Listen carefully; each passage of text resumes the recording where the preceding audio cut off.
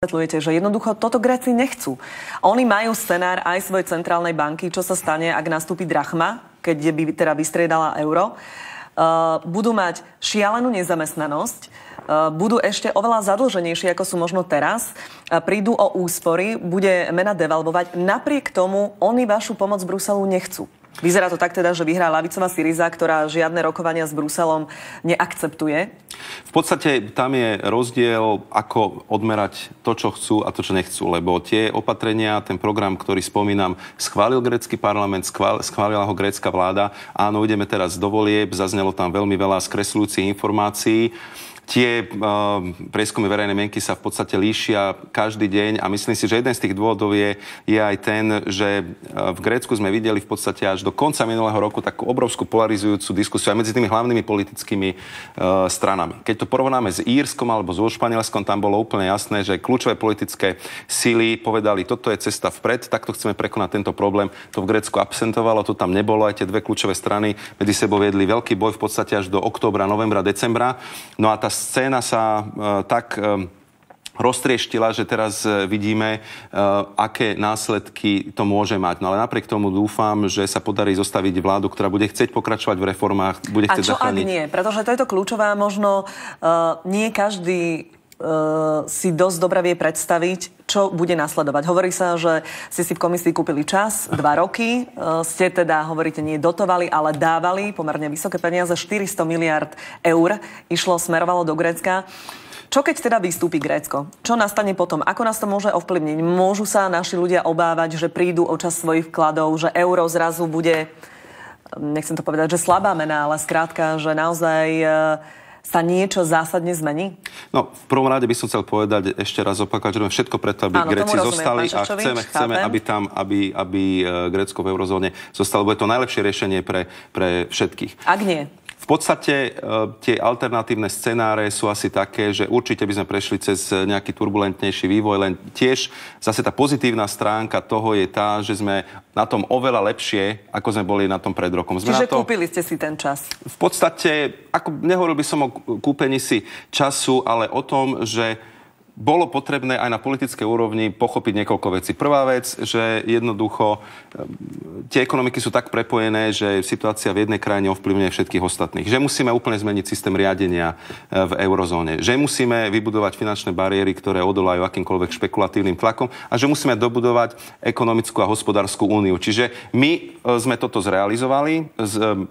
Sme pripravení na odchod Grécka? Ja si myslím, že to by bolo veľmi silné vyhlásenie. My sme pripravení na zotrvanie Grécka, ale sme samozrejme pripravení na akékoľvek alternatívy. Vašu pozitívnu argumentáciu. Napriek tomu stojíme naozaj na takom kľúčovom rázcestí. Pozerala som zaujímavú reláciu na STV2 pod lampou. Sa tam stretli teda 4 ekonomovia a hovorili, čo sa vlastne teda má stať. Skrátka a dobré, koncovka je taká, že niečo sa v Európe urobiť musí. Že sa asi nedá stále vyčkávať, či odíde, či zotrvá.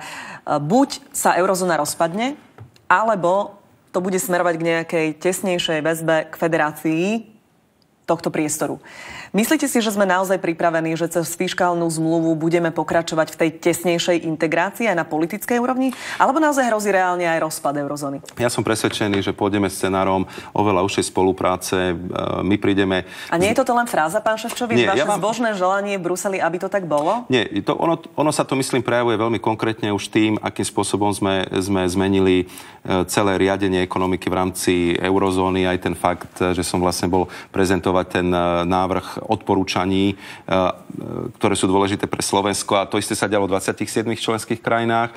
V júni prídeme s návrhmi na dobudovanie tej hospodárskej a menovej únie, ktoré budú pozostávať z toho, že navrhneme bankovú úniu, navrhneme spoločný dohľad nad bankami, navrhneme spoločnú ochranu vkladov v bankách a budeme naďalej presadzovať zavedenie európskych dlhopisov. Čiže to sú jednoznačné kroky. Európske dlhopisy, tam ale naražame na odpor Nemecka. Myslíte si, že pod tlakom, možno aj odchodu Grécka z eurozóny, kedy sa bude musieť teda niečo urobiť, ak sa to nemá celé rozpadnúť, že Nemecko nakoniec súvne a tieto eurobondy nakoniec v podstate odsúhlasí? V týchto diskusiách je vždy niekoľko etáp. Keď si spomeniete taký druhý inštitút, prostredníctvom ktorého chceme naliať prostriedky do ekonomického rastu v Európe, sú projektové dlhopisy, ktoré boli len pred rokom absolútne odmietané. teraz budú v júli zavedené. Čo sa týka európskych dlhopisov, tá diskusia bola obdobná, hovorilo sa nie. Dnes musím povedať, že sa hovorí kedy. Lebo keď sa pozrieme na tie... Lebo vlastne prečo by to Nemcom malo vyhovovať? Hej? Naozaj v momentálnej situácii sú na tom fantasticky. Keď to teda porovnám oproti iným krajinám, dokonca aj voči Francúzsku, ktorá sa ekonomicky dosť vážne prepadá, hoci sa tak tvári politicky, že asi veľmi nie. Prečo by Nemci mali mať záujem na týchto spoločných európskych dlhopisoch? No v podstate na tom, že by to definitívne posilnilo spoločnú menu, posilnilo a upokojilo by to situáciu na jednotnom trhu a vytvorilo by to veľký predpoklad pre hospodársky rast v Európskej únii, z ktorého sú oni najväčší beneficienti. Čiže malo by to pozitívny význam pre všetkých a ten rozdiel v tých filozofiách je taký, že dajme tomu pre tú francúzsku školu sú európske dlhopisy niečím, čím by sa malo začínať a pre tú nemeckú školu niečím, čím by sa malo končiť. To znamená, keď sa dostaneme na úroveň dostatočne konsolidovaných verejných financií v členských krajinách, keď znížime riziko morálneho hazardu, tak mám pocit z tých posledných vyjadrení nemeckých predstaviteľov, že už ani oni nevidia taký veľký problém pri zavádzaní európskych dlhopisov a nevidia. A myslím si, že ten potenciál, ktorý Európska únia má, je dokonca väčší, ako majú Spojené štáty americké pre tie svoje treasuries, čiže určite to bude jeden z nástrojov, ktorý Európska únia bude musieť uplatniť. Áno, Nemci teda tvrdia, že najskôr nech sa šetrí a až potom nech sa pristúpi k týmto eurobondom spoločným. A ono sa šetrí, lebo keď sa pozriete, že sme začínali s deficitmi 6% v Európskej únii, tento rok budeme na 3,5% a budúci rok by sme mali mať 3%, a keď to porovnáte s americkým deficitom, ktorý je niekoľkonásobne vyšší, alebo s japonským deficitom, ktorý je niekoľkonásobne vyšší, tak vidíte, že celková tá kondícia európskej ekonomiky je v mnohých aspektoch lepšia ako americkej, ale čo nás trápia, prečo sme pod drobnohľadom finančných trhov, je to, že nás stále vnímajú ako 27 rôznych ekonomík, ako 27 rôznych hospodárskych priestorov. Veď práve, a vy sám hovoríte, že teda tieto ekonomiky majú vážne problémy. Koniec koncov je tu Španielsko. Keď sa možno vyrieši situácia v Grécku, sú tu Španieli, Taliani, celá tá skupina krajín PIX. Nie je to určite jednoduché. Zaregistrovala som celkom také zaujímavé úvahy, tak keď sa diskutuje, nastupujú aj kontroverzné témy, že nakoniec možno Nemecko by toho mohlo mať plné zuby a že by jednoducho same vystúpilo z eurozóny. Toto je podľa vás absolútne nepriateľný scenár? Tento scenár úplne vylúčil, lebo to by viedlo určite k rozpadu Európskej únie ako takej. Ako som spomenul, Európska únia je mimoriadne dôležitá pre Nemecko ako najväčšiu ekonomiku. Oni sú veľmi silní beneficienti z toho, že vlastne pôsobia na jednotnom trhu bez akýchkoľvek bariér, ktorý má 500 miliónov a zdá najlepších klientov, akých môžete vo svete nájsť. Čiže z druhej strany aj Nemci si sami uvedomujú, že v dnešnom čase globalizácie, keď chceme byť nielen konzumentom globálnych riešení, ale chceme naozaj niečo vážne povedať na G8, na G20, tak ani jedna z krajín Európskej únie to nemôže dokázať sama, ani Nemecko nie. Čiže my potrebujeme mať Európsku úniu na to, aby sme mohli byť tým globálnym hráčom a ním sme. Ja som sa vrátil. A nie je to váš názor ako teda vysoko postaveného úradníka v Bruseli, pretože pozrite sa na preferencie Angely Merkelovej napríklad, ktorá je teda železnou lady momentálne v Európe. Ako keby to aj tí samotní Nemci nie až tak možno detailne chápali tieto svoje výhody z tohto členstva. Áno, to je pravda, že častokrát sa opomenie to, aké výhody z členstva majú aj čistí prispievateľe a tieto zabehnuté západoeurópske ekonomiky. Ste spomínali národné parlamenty, tak veľmi živú diskusiu v holandskom parlamente. A veľmi pomohlo, že Holanďania sami si urobili štúdiu, ich úrad pre štatistiku, ako profitujú zo spoločného trhu a zistili, že priemerný Holanďan profituje zo spoločného trhu viac ako 2000 eur ročne. Pretože ich prístav nie je pre 28 miliónov, ale pre 500 miliónov, pretože ich firmy pôsobia na trhu pre 500 miliónov a nie pre jednu krajinu. No a ich vklad do Európskej únie ročne je okolo 200 eur. Čiže myslím si, že ten 10-násobný návrat je dosť významný, ale práve problém je v tom, že nie tak často sa to spomína, ako by aj ekonomika Nemecka vyzerala, keby nemala možnosť pôsobiť na takomto jednotnom integrovanom trhu. Pán Šefčovič, žiaľ pomaličky, ale ešte pomaličky budeme končiť, neuveriteľne rýchlo to prešlo. Myslím si, že ľudí skutočne zaujíma taká tá základná otázka, či sú ich vklady v eurách v bezpečí, pretože počúvajú dennodenne informácie aj od niektorých našich politikov, že ja by som si vklady v eurách nenechala, treba kupovať nehnuteľnosti. Skrátka nejaká taká plíživá panika, ktorá možno ešte úplne neprepukla. Nie, ja si myslím, že určite sú vklady našich občanov v bezpečí, jednak vďaka tomu, že náš bankový sektor prešiel touto krízou veľmi dobre, veľmi konsolidovane a jednak preto, že osud ako eura je tak významná politická otázka, ktorá sa musí vyriešiť pozitívne. Nielen pre kľúčových hráčov a ekonomiky v rámci Európskej únie, ale pre celkovú globálnu stabilitu vo svete, takže ja som si istý, že euro zostane zachované a že vklady našich občanov sú bezpečné. A ešte úplne krátko, dala som vám príležitosť reagovať na dobrú správu z Írska, ale vy ste prišli na Slovensko a nie je celkom dobrou správou a síce, že teda naliehate za Európsku komisiu, aby sa zvyšovala daň z nehnuteľnosti na Slovensku, pretože je teda podľa vás nie osobne veľmi nízka a to je aj istý spôsob konsolidácie verejných financií. Za toto vás veľmi teda chváliť nebudú Slováci. Viete čo, myslím si, že keď sa to vysvetlí, tak áno, lebo ktorákoľvek vláda by vlastne musela hľadať 300 miliónov eur tento rok a 1,2 miliardy v budúcom roku a je otázka, ako to spraviť. A práve dane z nehnuteľnosti sú z pohľadu Európskej komisie tými, ktorí najmenej brzdia ekonomickému rozvoju a faktom je to, že ich máme o 4 až 5 krát menšie ako sú obdobné dáne zavedené, koľko z nich sa vyberie v iných členských krajinách únie. Takže tie prostriedky musíme niekde hľadať, lebo ten pomer výberu daní k HDP je najnižší v Európskej únii. Možnosť pre plošné škrty sa takmer vyčerpala, čiže musíme hľadať aj na strane príjmov a zdá sa nám, že možnosť, samozrejme, prvá možnosť, kde sú obrovské rezervy, sú daňové úniky, neplatenie daní, tam strácame ročne vyše 2 miliard, ale aj zavedenie rozumnej dane z nehnuteľnosti, ktorá by napríklad aj zabránila realitným bublinám, ktorá sa nám už tu hlavne v Bratislave tak trošku formovala, by mohli byť tie zdroje, ktoré by priniesli prostriedky do štátneho rozpočtu a zároveň by nebránili ekonomickému rastu. Pán Šefčovič, ďakujem veľmi pekne, že ste prijali pozvanie, keď budete opäť na Slovensku, rada vás budem hostiť.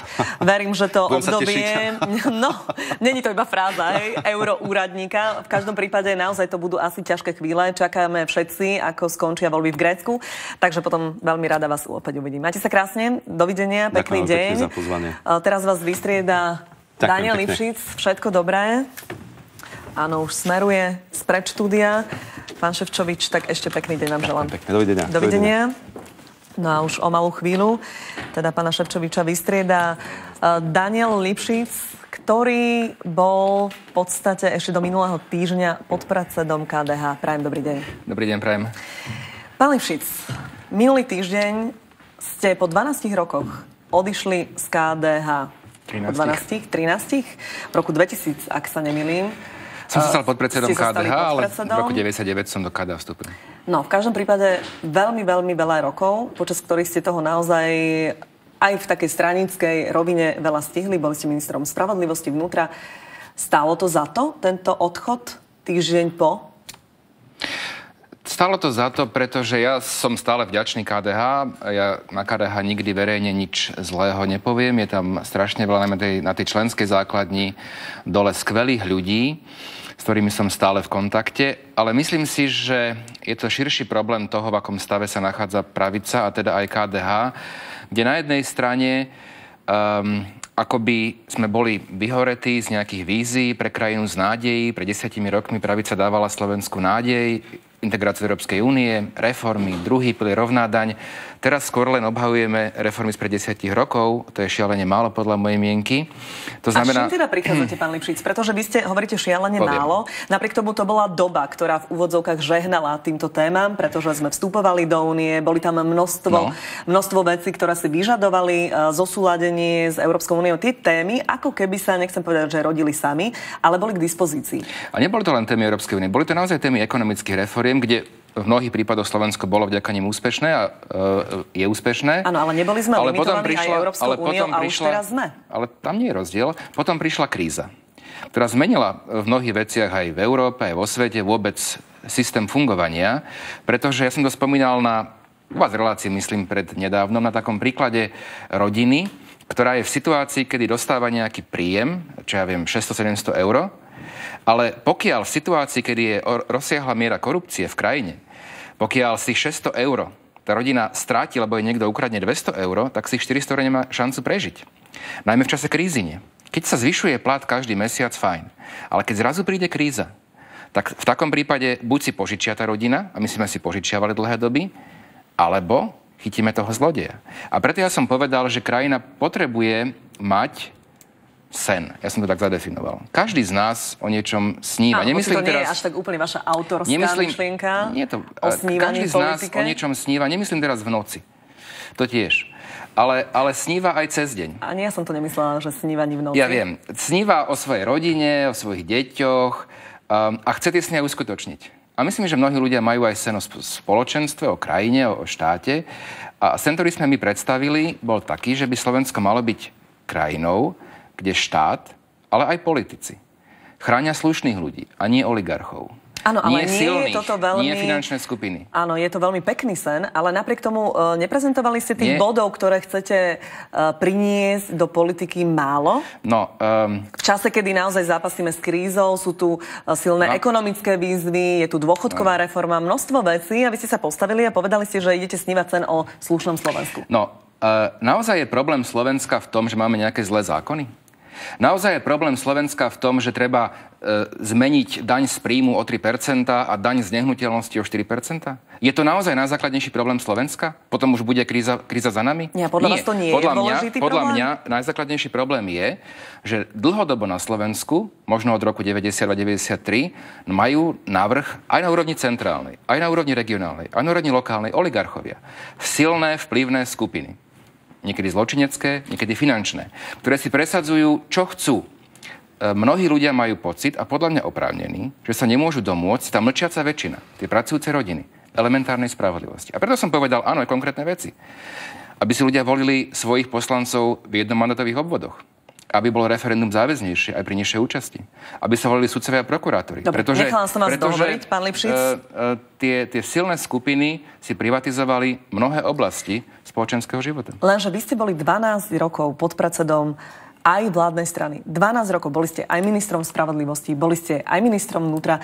A možno niektorí teraz sediaci televízni diváci si povedia, prečo to hovoríte teraz? Veď vy ste mali páky, politickú moc, vplyv, aby ste to aj reálne ovplyvňovali. Vy nie ste nováčikom v politike. To máte pravdu. Preto hovorím, že je potrebné posudzovať každého podľa skutku, aj mňa. Čo som robil ako minister spravodlivosti a ako minister vnútra. Ako minister spravodlivosti som zriaďoval špeciálny súd, špeciálnu prokuratúru, korunného svedka, aby boli finančné skupiny, mafiánske skupiny postihnutelné. Ako minister vnútra za mojej éry došlo k zatknutiu väčšiny najzávažnejších, najvyššie postavených bosov podsvetia. Áno, robili ste to v rámci KDH, čiže v čom bol to znamená, problém? Že nerozumeli ste si s nimi, alebo nemali ste podporu? Poviem. Každý mňa môže posudzovať podľa skutkov, tak ako by podľa mňa politikov posudzovať ľudia mali. To je prvá poznámka. Druhá poznámka. V roku 2009, to si pamätáte, lebo som vtedy tiež bol vo vašej relácii, som povedal, že pravica má morálny dlh. Že sme proste mali kauzy a škandál, ktoré sme nevedeli dôveryhodne vysvetliť. Aká bola reakcia medzi nami aj z KDH, aj z iných strán? Čo to hovorí? No dobre, ale prečo ste potom, pán Lipšic, išli do volieb? Viete, počkajte, ja vám rozumiem, nechávam vás aj dohovoriť, aj vaše stanoviská, aj posolstva, ale skúsme tak ľudsky sa na to pozrieť. Niekomu sa môže zdať, že naozaj veľmi dlho ste v politike, povedali ste o morálnom dlhu. Napriek tomu ste išli kandidovať za KDH. Teraz hovoríte, že ako keby boli aj také skupinky medzi politikmi a tak ďalej. Napriek tomu ste opäť išli kandidovať za KDH a odišli ste až niekoľko mesiacov po voľbách. Áno. Je to fér podľa vás? Je to fér, pretože som prišiel k názoru, ja som po voľbách veľa hovoril s ľuďmi aj v KDH z iných strán, že sme zahľadení do seba. Ja som nemal v pláne odísť z KDH pred voľbami, aby sme si rozumeli, ale čo robila opozícia po voľbách? Sme sa hádali o predsedov výborov, o tom, kto bude šéf NKÚ, Úradu pre verejné obstarávanie, a sme sa nebavili o tom, čo ponúknuť ľuďom. Akú nádej, akú víziu, aký sen. A prečo ste priznám s tým sa, že neprišli podľa vy? mojej mienky, ja som s tým prišiel, ja som o tom hovoril. Aj o vízii v KDH. A tá mala podporu, musím mať medzi členskou základňou, medzi funkcionármi, samozrejme, že už oveľa menšiu. A prišiel som k záveru, že by to boli sústavné spory, sústavné hádky, nedorozumenia, a ja si myslím, že ľudia si zaslúžia viac ako hádky, spor, nedorozumenia. Želám KDH všetko najlepšie, ale si myslím, že ľudia majú právo, pokiaľ takýto sen snívajú aj oni, aby sme ňo spoločne zabojovali. Ja som povedal na tlačovke, že To nie je vyhratá partia. Ja môžem prehrať spolu s mojimi kolegami, spolu s pani poslankyňou Žitňanskou a s ďalšími. To nie je víťazný set. No to je iba začatá partia. A teraz, ale myslím si, že sú dve možnosti, čo urobiť s politikou, pokiaľ je naozaj prehnitá, na Slovensku prehnitá je. Buď rezignujete, a to urobila pani premiérka Radičová, čo mi je ľúto, ale chápem to ľudsky, chápem to. Po toľkých podrazoch a frustráciách a nedorozumeniach to chápem. Alebo idete bojovať. Počkajte, spýtam sa inak. Áno, nebojte sa, dostanete prístor to dokončiť. Spýtam sa inak, prečo ste potom nezabojovali ani raz o kreslo predsedu KDH? Vychádzam aj z vašich slov, že s členskou základňou ste nemali problém. Dodnes s nimi komunikujete, máte očividne problém s ľuďmi, ktorí sú vo vedení. Ale to nie je väčšina. Prečo ste nezdvihli tú rukavicu? Pretože ak by som sa stal predsedom KDH, tie spory by pokračovali. Poslanecký klub KDH by sa stal úplne rovnaký. Predsedníctvo v veľkej miery tiež. A sa mi zdalo, že či by som bol predseda alebo podpredseda, boli by to stále spory. A čo to je? S kým sa tak sporíte? S kým si tak neviete sadnúť? Ako ste úplne máte iný pohľad na svet, napríklad s predsedom KDH, pretože viete, to sú také slová, že až tak dramaticky sa to vyústilo, že ste vy ako výrazná tvár KDH museli z tohto hnutia odísť, tak ľudia možno chcú vedieť, čo je za tým. No, ja nesedeli si chémia. Povedal som to. Chémia. Nie. Ľudsky, áno, by to bolo také vzájomné trápenie sa, podľa mojej mienky. Väčšina vedenia KDH mala pocit, že KDH nepotrebuje víziu, ani sen. Máme svoj program, ten je dobrý. KDH je obmedzené na 8% pravdepodobne. V poriadku. Pravdepodobne, ale vyzerá to tak, že už v niekoľkých voľbách tých 8% ja si myslím, že celkom nie, ale podľa mojej mienky je dôležité tú víziu a sen ponúknuť. Ja som o tom presvedčený. A ja nechcem stráviť najbližšie roky dohadovaním sa, spormi, funkciami, riešením. Proste chcem hovoriť s ľuďmi o tom, či rovnaký podobný sen snívajú aj oni.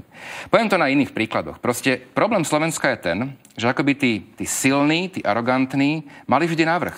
Niekedy zamestnávateľia voči zamestnancom. Niekedy tí, čo majú veľkoobchodné reťazce voči tým, čo dodávajú poľnohospodárske produkty. Niekedy veľké firmy, ktoré vyhrajú tendre a potom nezaplatia živnostníkom alebo nezaplatia dodávateľom mzdy alebo odmeny a tí skrachujú. Zdravotné sestry. To je škandál podľa mojej mienky, že zdravotné sestry majú mať vyššie platy, ale nikto im ich nedá. Dobre, toto už hovoríte taký politický program. Na administratívne zamestnanie. A ja sa pýtam, to sa mi zdá, že je problém. Že zatiaľ ste v takom politickom vzduchoprázdne. Odišli ste teda z KDH, stali ste sa nezávislým poslancom a naozaj úplne na rovinu sa vás tu spýtam. Máte v pláne založiť novú politickú stranu? A poprosím vás odpovedať priamo, lebo vás budem trošku žmýkať v tom, hoci mi poviete, že budete chodiť po Slovensku a tak ďalej. Asi ste s istou ambíciou, keď chcete bojovať a opakujete to, odišli z KDH. Pozrite, podľa mňa je choré na Slovensku, keď sa zakladá strana kvôli tomu, že niekto si chce založiť vlastnú stranu. Aj keď nemá podporu.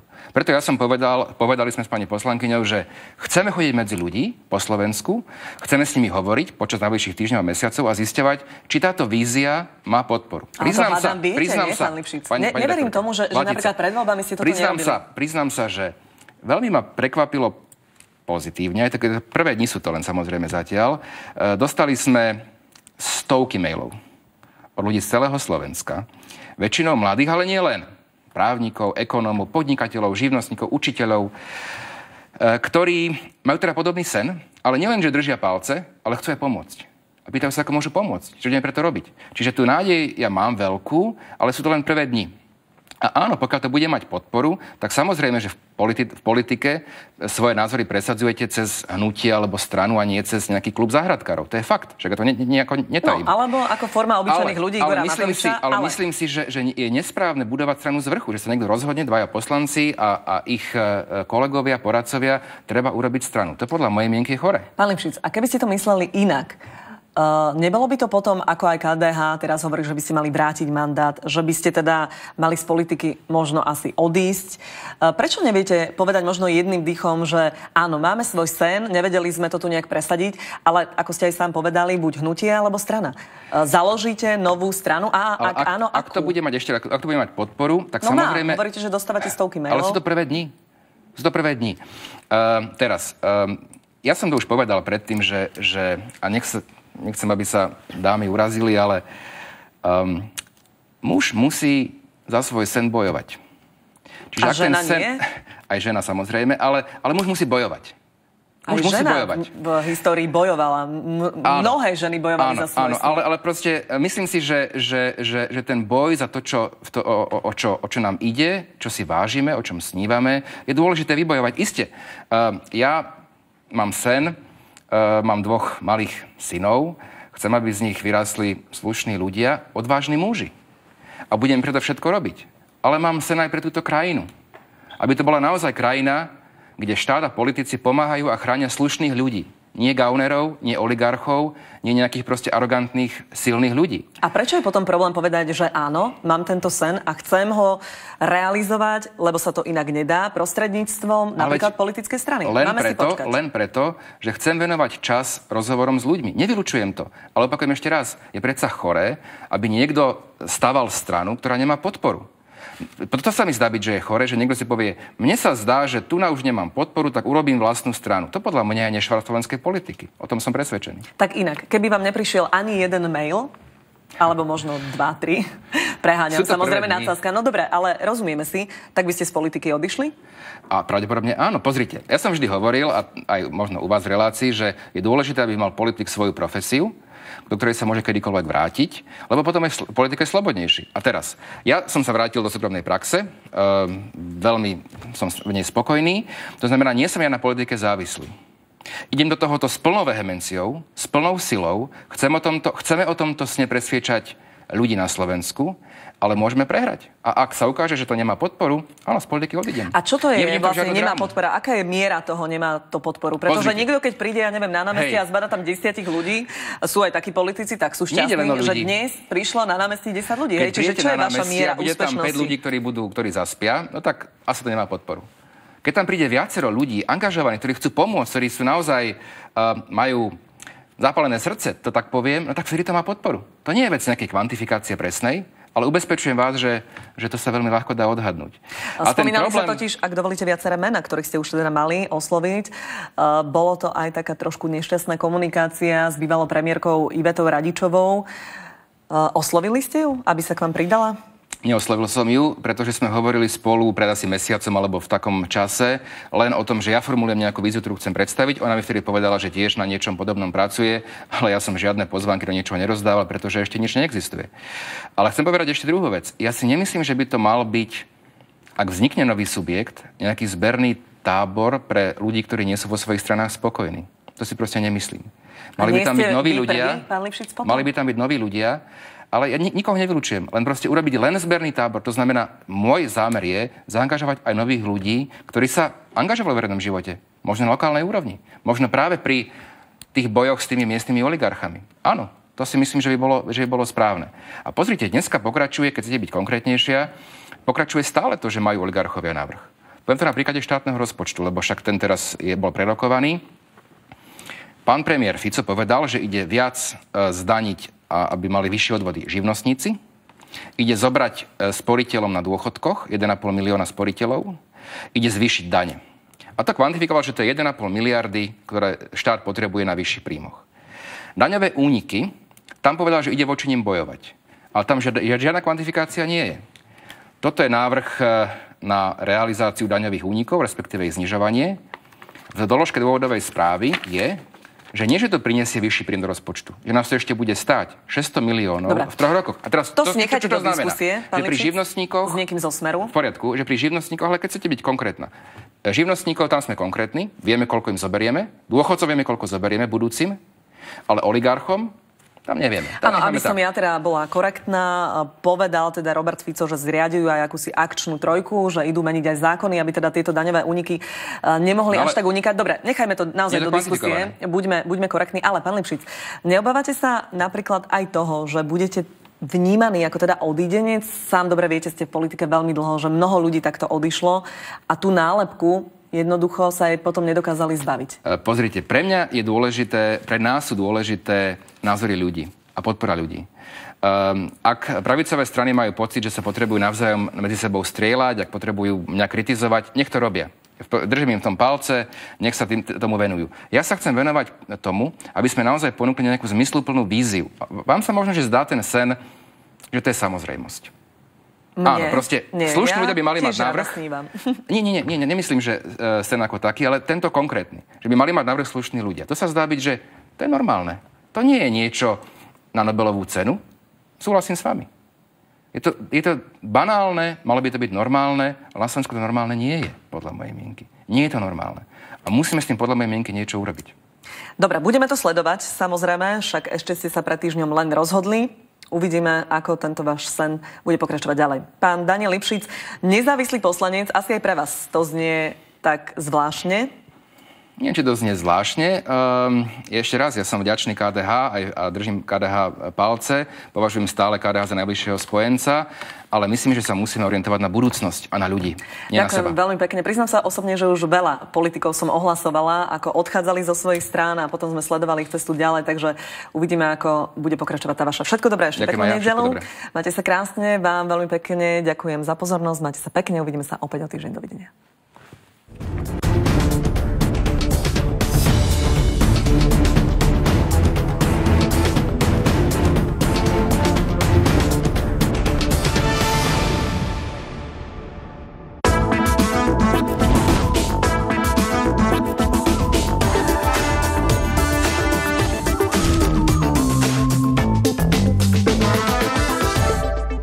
Susedia ich nútia, aby splácali úver za cudzie okná. Perá na bielenie zubov či vybielenie účtov. Motoristi platiť musia, no poisťovne sa do platenia nehrnú. Ak suseda neustúpi, návštevy k ním budú chodiť cez posteľ.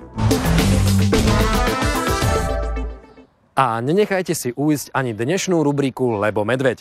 Na jej začiatku bude niečo pre ľudí a na konci kozmetická novinka pre kamarátky zo Sahary. Vitajte pri obrazovkách, milí priatelia. Začína sa ďalšia lampáreň. Prečo by sme mali platiť za niečo, čo už máme?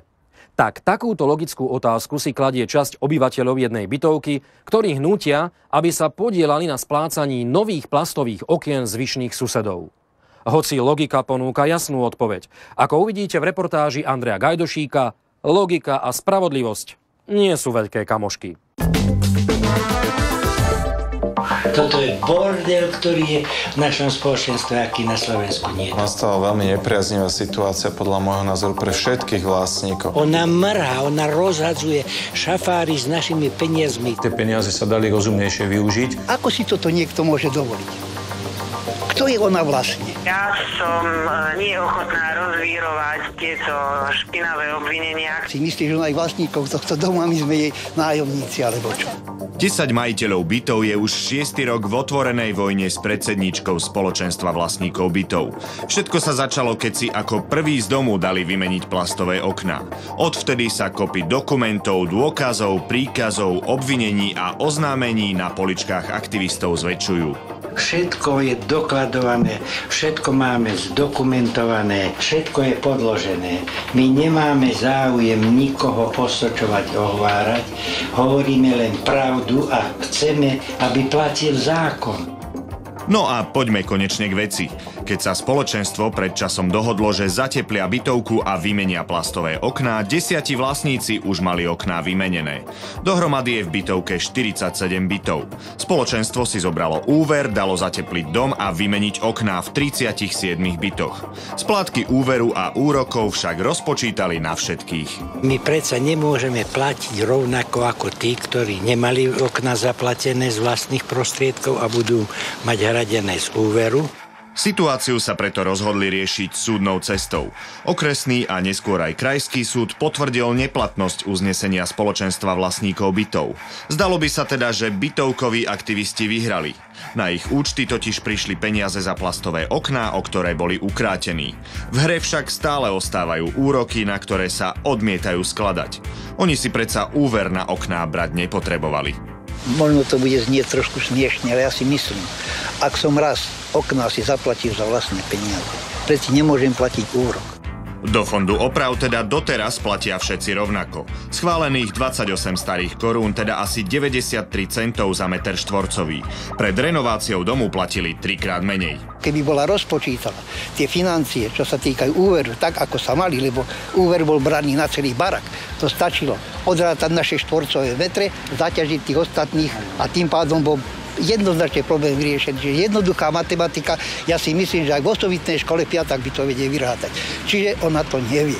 Aj preto sa aktivisti nevzdali a naďalej sa so spoločenstvom a jeho predsedničkou naťahujú a súdia. Podľa napríklad prehľadu platieb, ktoré má toto spoločenstvo, tak iba za necelé 2 mesiace zaplatili na právne služby vyše 2000 eur, čo je naozaj vysoká suma. Už pomaly mohli mať interného právnika jedno spoločenstvo, ako trochu to zľahčujem, ale už mi to tak prípadá, že koľko peňazí sa tu minulo na tieto služby. My sa tu súdime, ale súdime sa aj za naše peniaze. My 10, čo máme okna, vkladáme do fondu takisto peniaze ako každý a ona z našich peňazí platí advokátov, ktorí idú proti nám. Čo je toto za spôsob? Keďže sme chceli počuť aj názor druhej strany, vybrali sme sa za predsedničkou spoločenstva vlastníkov bytov, ktorú majú aktivisti tak v zuboch. Nakoniec sa nám s ňou podarilo skontaktovať iba telefonicky a tak sme jej ponúkli priestor na reakciu. Nie som ochotná už len kvôli tomu, že v tomto čase za všetkých tých 6 rokov takej špiny, ktorá bola hádzaná na moje meno a obvinenia, beží trestné konanie za ohováranie mojej osoby voči pánovi Krátkemu a Albertovi a preto sa nebudem v tomto čase vyjadrovať pred celým Slovenskom k tomuto ich konaniu. Ale ak odvysielate ten príspevok, tak som zvedavá na ten príspevok a ak bude obsahovať znaky ohovárania, tak bude pridaný k ďalším dôkazom.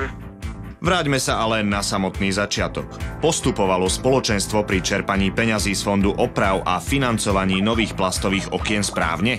Podľa mňa takýto postup je úplne neprípustný a vôbec to nemalo čo spoločenstvo odsúhlasiť, pretože tieto prostriedky môžu byť použité aj na výmenu okien, ale musí sa to týkať všetkých. Napríklad, keď sa to spraví v spoločných priestoroch. Ale nemôžeme sa dohodnúť, že vymeníme si okná v bytoch, ak si nesúhlasíme 100%, keď viem, že niektorí už majú vymenené okná, teda pre nich je to úplne zbytočné a požadujem potom aj od týchto, aby sa podielali na úhrade nákladov spojených s výmenou okien v bytoch iných vlastníkov. Združenie spoločenstiev vlastníkov bytov má na stole desiatky žiadostí o rady a konzultácie.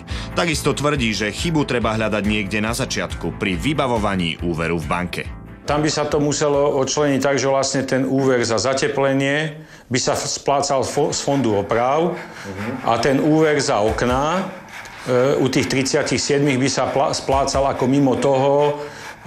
Oni by vlastne splácali zvlášť úver za výmenu okien, ktorý by bol účtovne odčlenený od fondu oprav. Aktivisti sú odhodlaní neustúpiť a ustúpiť pravdepodobne nemieni ani predsednička spoločenstva a jej stúpenci. A tak otvorená vojna pokračuje. Keby som sa v tom nevyznal a keby som nemal dobrý úmysel ľudí chrániť a zasáhať, tak praštím s týmito papiermi všetkými, že ich ani čer nepozbiera. Naozaj, toto je veľmi nešťastná situácia, ale je to chyba spoločenstva, ktoré ju spravilo a malo by im ju naozaj kompenzovať. Ten výsledok by to mal byť taký, že tí sťažovatelia by sa ani eurom nemali podieľať na nákladoch, ktoré súvisia s tou výmenou okien v bytoch tých ostatných vlastníkov. Na záver zvykneme radiť, v tomto prípade je to však veľmi ťažké. Začalo to výmenou plastových okien v 10 bytoch. Minimálne rovnakú sumu peňazí už spoločenstvo presúdilo. Tieto financie by sa však dali využiť účelnejšie. A teda dávame na zváženie. Buď sa vzdajú aktivisti, alebo predsedníčka spoločenstva.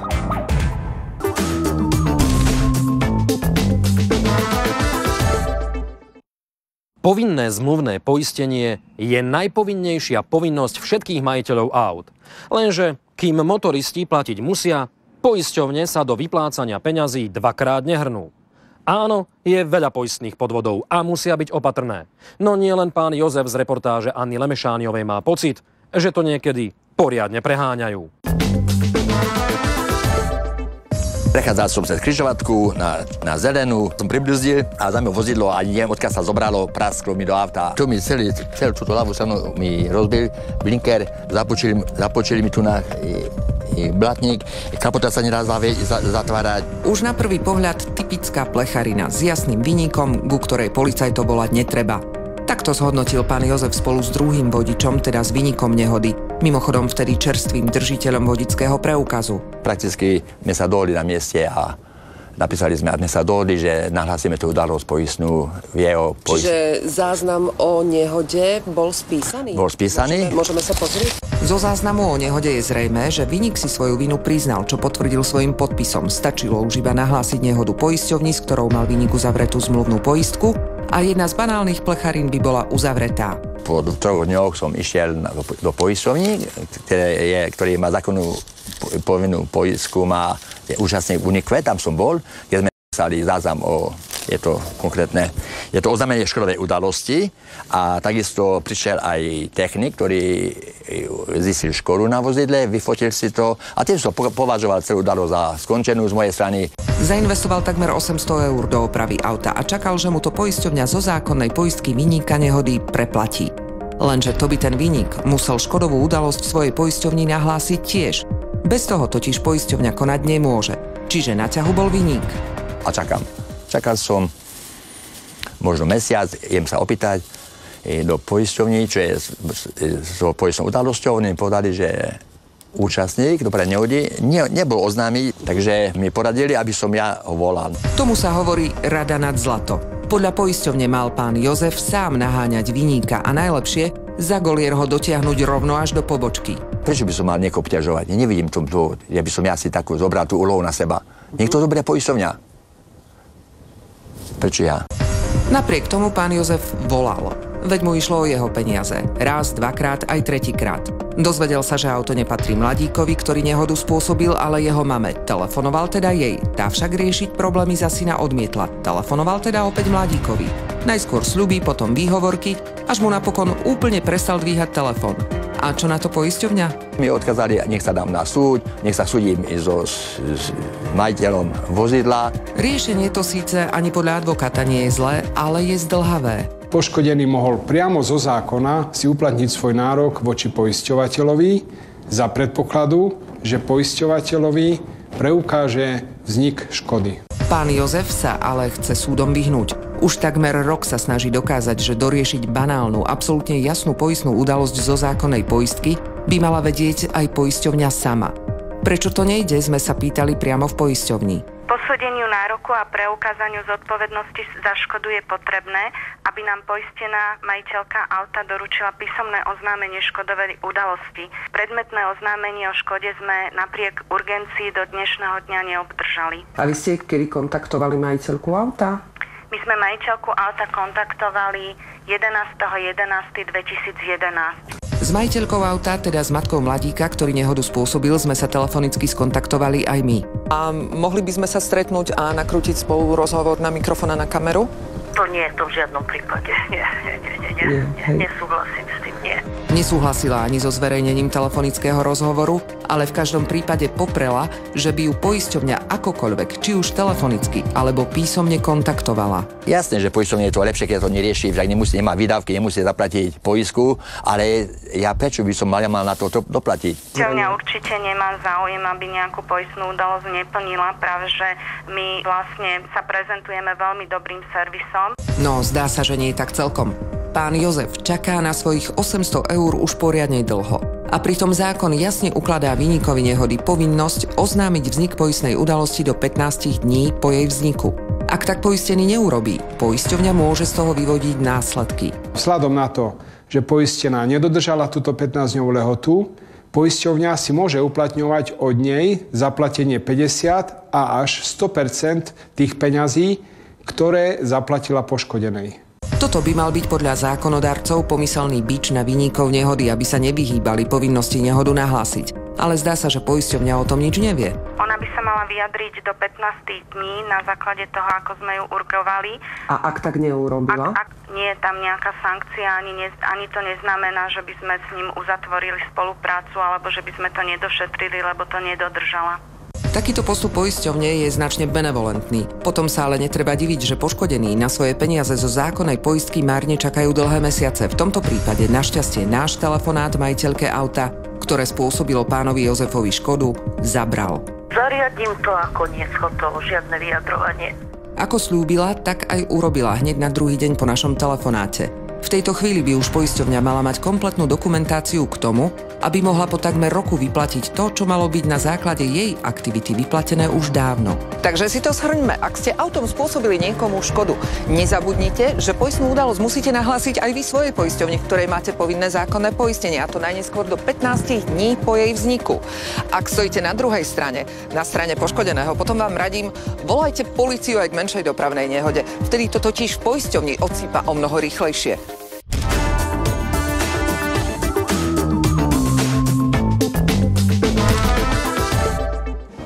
Takéto krásne detské tepláky kúpila prednedávnom pani Mária. Teda boli krásne, pokým ich prvýkrát neoprala. No ale nie v tomto je ten fígel. Fígel je v upozornení na visačke, aby ste si ho vychutnali čo najlepšie, najprv v českom jazyku. Pri oblékání na nohy navlékejte opatrne, aby nedošlo k protržení výrobku prsty. No a teraz v slovenčine. Pri zakladaní koliesok dávajte pozor, aby sa prsty na nohách nezasekli do slučiek. Korytnačie chlpy. A to o čom bolo? Ale aspoň sa naša diváčka pani Mária Pavlovičová z Michaloviec môže tešiť na dnešnú lampárňovú odmenu 35 €. Srdečne gratulujeme. Nuž a dnešná lampáreň pokračuje ďalej. Perá na bielenie zubov či vybielenie účtov. Ak suseda neustúpi, návštevy k ním budú chodiť cez posteľ. Najprv pre ľudí, potom pre ťavy. Ste zvedaví, čo to je?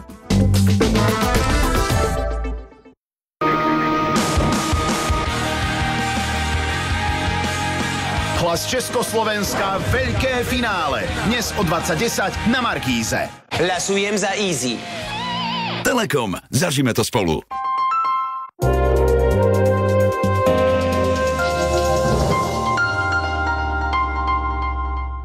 Každý deň pozorne sledujeme svoje telo, preto vieme ľahko porozumieť jeho signálom. Občasné krvácanie ďasien môže byť príznakom zápalu ďasien, gingivitídy. Predísť mu môžete pravidelným používaním ústnej vody Meridol. Meridol pôsobí šetrne a dôkladne, jemne a účinne ako balzam. Vďaka svojmu jedinečnému zloženiu pôsobí proti baktériám, ktoré spôsobujú zápal, a tak posilňuje prirodzenú ochrannú funkciu vašich ďasien. Meridol, balzam na vaše ďasná.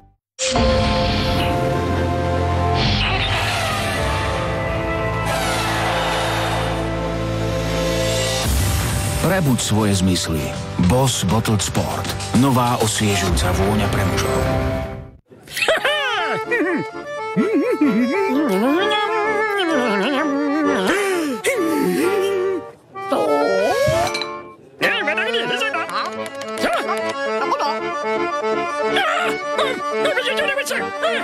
Normálne takéto veci nestrpíte, ale svojmu paušálu ich tolerujete? Vyberte si nový O2 paušál s telefónom, s ktorým SMS-kujete naozaj neobmedzene do všetkých sietí na Slovensku a nezaplatíte nič navyše. O2.